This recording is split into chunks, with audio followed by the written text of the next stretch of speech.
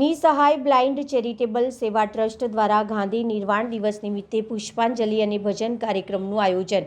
શહીદ દિવસ તરીકે ઓળખાતા ગાંધી નિર્વાણ દિવસ 30 જાન્યુઆરી નિમિત્તેની સહાય બ્લાઇન્ડ ચેરિટેબલ સેવા ટ્રસ્ટ દ્વારા પુષ્પાંજલિ તથા ભજન કાર્યક્રમનું આયોજન કરવામાં આવ્યું હતું। ગાંધીનગર ગૃહ ખાતે મહાત્મા ગાંધીની પ્રતિમાને પુષ્પાંજલિ અર્પણ કરીને તેમને શ્રદ્ધાંજલિ આપવામાં આવી। ગાંધી નિર્વાણ દિવસ ભારતની આઝાદી માટે પોતાનું જીવન બલિદાન આપનાર સ્વતંત્રતા સેનાનીઓની યાદમાં ઉજવાય છે।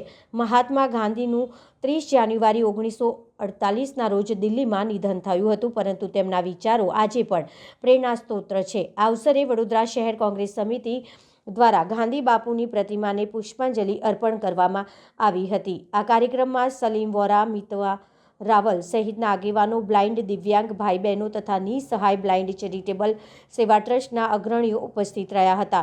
સમગ્ર કાર્યક્રમ સદભાવ અને ભક્તિમય માહોલમાં યોજાશે। અમારી સંસ્થા નિસહાય બ્લાઇન્ડ ચેરિટેબલ ટ્રસ્ટ દ્વારા ગાંધી નિર્વાણ જયંતિ નિમિત્તે ગાંધીનગર ગૃહ ખાતે ગાંધીજીને પુષ્પાંજલિ અર્પણ તથા ભજનનો પ્રોગ્રામ રાખવામાં આવ્યો છે। મિતવા રાવલ।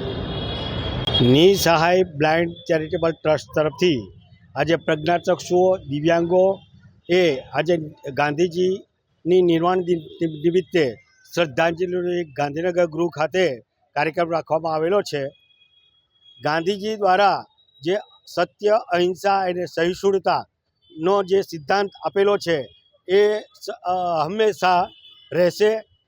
એક આઝાદી તરીકે જ આપણે જો ગાંધીજીને ઓળખતા હોય તે ખોટું છે, પણ એક ગાંધીજીના વિચારધારા નેલ્સન મંડેલા અને માર્ટિન લ્યુથર કિંગ જુનિયર એ લોકોએ પણ આ વિચારધારાને એડોપ્ટ કરેલી છે। તો હવે સૌથી સારું એવું છે કે ભારતની અંદર દરેક માણસ નફરતની રાજનીતિ છોડી અને પ્રેમની રાજનીતિ કરે એવી અમે સંસ્થા વતી સૌને અપીલ કરીએ છીએ। પ્રકાશ।